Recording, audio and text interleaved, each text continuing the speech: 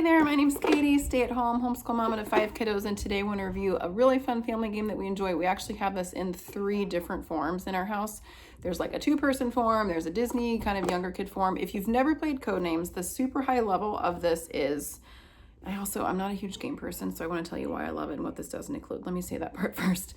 I like to review games that my kids like, that my family likes to play. I just personally prefer mostly when they play together, and it kind of gives me a chance to get stuff done. This is actually one game that I really do enjoy playing. So this does not have a million pieces. This does not include any massive strategy. You're not like buying and trading wheat.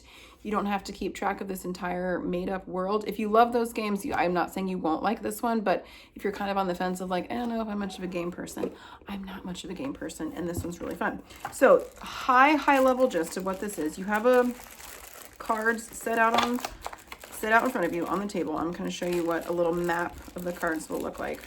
So we put 25 cards out on the table. Okay, so 1, 2, 3, 4, 5, 1, 2, 3, 4, 5. And this is the cards look like this. Each card has a word on it.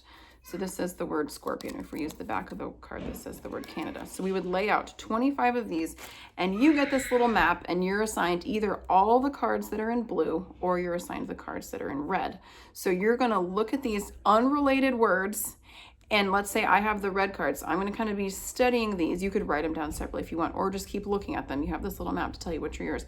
And I get to give a 1-word clue to my team to try to help them guess as many of these red ones as possible. Does that make sense?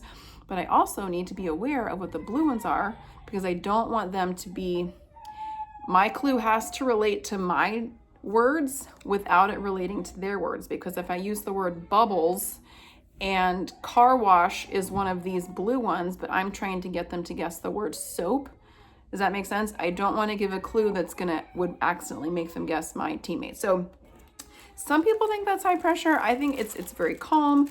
No one's diving over a table, grabbing anything from other people. And then you tell them how many cards they're looking for. So I might say bubbles for 2. So that tells them, like, look at the whole board and pick the top 2 that you think most relates to bubbles. And you can sometimes you're not supposed to table talk ever, but sometimes you give eyes as far as like, don't pick that one.